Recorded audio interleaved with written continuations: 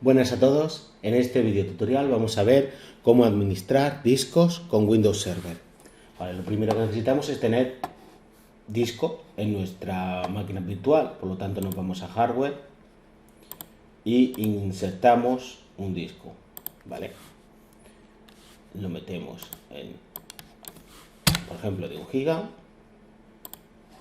Vamos a poner 3 discos, metemos otro más, también de 1 GB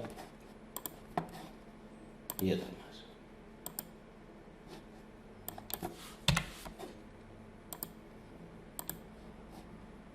Vale. Una vez que tenemos los discos con los cuales vamos a realizar la práctica, ya podemos arrancar la máquina virtual. Una vez que tenemos abierta ya la máquina virtual, ya podemos hacer la práctica. Para hacer la práctica no es necesario tener instalado ningún servicio en especial. Vale, para administrar los discos lo que nos tenemos que ir es a herramientas, administración del equipo. Bien, aquí nos vamos al administrador de discos. Este administrador de discos os parecerá muy familiar, es exactamente igual a otros que nos podemos encontrar en Windows 7, Windows 10, etc. Cuando abrimos el administrador de discos, ¿vale? Lo primero que nos pregunta es si queremos inicializar estos 3 discos que ya hemos instalado. Pues le decimos que sí, por supuesto, y lo que seleccionamos es el nuevo sistema GPT de particiones, ¿vale? No vamos a usar MBR, vamos a usar GPT. Estamos en un Windows Server 2012, es muy probable que podamos tener discos de más de 2 TB y por lo tanto los discos los debemos de inicializar en GPT para que podamos hacer particiones superiores a 2 TB. Le damos a aceptar y ya tenemos los 3 discos inicializados, ¿vale? Lo hemos hecho pequeños porque estamos con máquinas virtuales, ¿vale? Una vez que están inicializados, lo que tenemos que hacer es crear un volumen. Si creamos un volumen simple, que lo vamos a hacer en el disco 1, lo que tenemos es un disco normal y corriente, los normales que hemos tenido siempre en Windows 7, en Windows 10, es decir, una vez inicializados, si nos vamos después al administrador, vemos que tenemos un nuevo disco, ¿vale? Normal y corriente, para trabajar con él y demás. Bien. La opción de volumen distribuido nos serviría para si hemos hecho diferentes particiones y nos quedan trozos de discos sin usar, podríamos unir todos esos trozos de disco de diferentes discos en uno solo. No lo vamos a hacer, en nuestro caso. Después tenemos la opción de volumen seleccionado, que es como un RAID 0. Y por último tenemos la opción de volumen reflejado, que es como un RAID 1.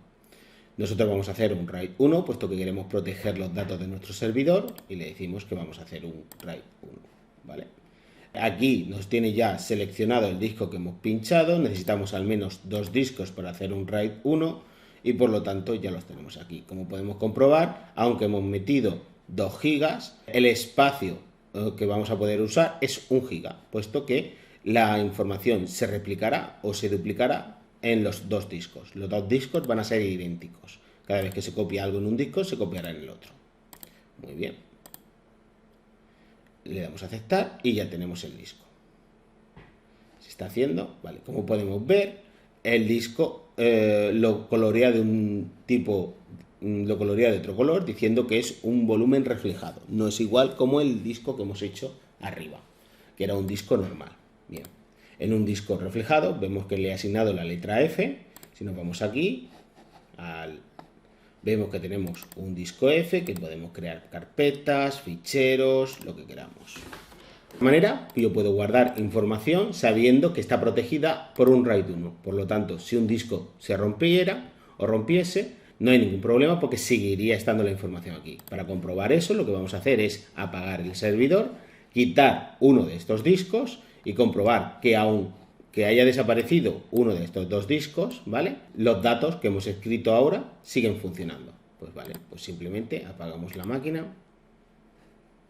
Bueno, cogemos la máquina virtual, seleccionamos un disco, ¿vale? Y lo que hacemos es quitarlo. Vale. Ya no tenemos disco. ¿Vale? Vamos a aprovechar al mismo tiempo y vamos a crear otro disco, que es el que vamos a usar para reemplazar este.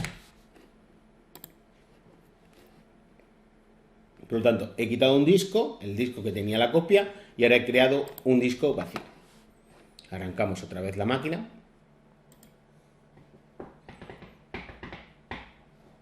Una vez que hemos inicializado el nuevo disco que hemos instalado, nos damos cuenta que nuestro disco reflejado, nuestro volumen reflejado, da un error y por lo tanto ya no está disponible. Aquí no aparece, ¿vale? La unidad F ha desaparecido. Bien, ¿por qué da un error en el disco 2? Porque el disco 2 estaba justo con el disco 3, que está aquí, ¿vale? Este y el anterior iban juntos. Como este se ha roto, este deja de funcionar, ¿vale? Para poderlo volver a hacerlo funcionar, primero lo que tenemos que hacer es quitar y decir que este ya no va a pertenecer al conjunto de discos reflejados. Para eso vemos que ha dado una X, como que está mal, ¿no? Botón derecho y decimos reactivar, ¿vale? No reactiva porque no existe, por lo tanto lo que hacemos es quitar el disco, ¿vale? Este que falta, que no existe, lo quito, ¿vale? Esto convierte nuestro disco reflejado en un disco normal. Si nos damos cuenta, ahora ya existe la unidad F y tiene los datos que tenía anteriormente, ¿vale? Para recuperarnos, ¿vale? De esta manera podríamos acceder a la información que ya no podíamos acceder. El principal problema de esto es que, tal y como está, si se rompe el disco que nos queda, no hemos quedado sin información. Por lo tanto, tenemos que recuperarlo. Para recuperarlo, lo único que tenemos que hacer es botón derecho, decir que lo vamos a agregar. Aquí lo tenemos. Una vez que hemos puesto este como disco dinámico, ya podemos irnos aquí y decir agregar reflejo. De esa manera vamos a convertir nuestro disco normal en un disco reflejado.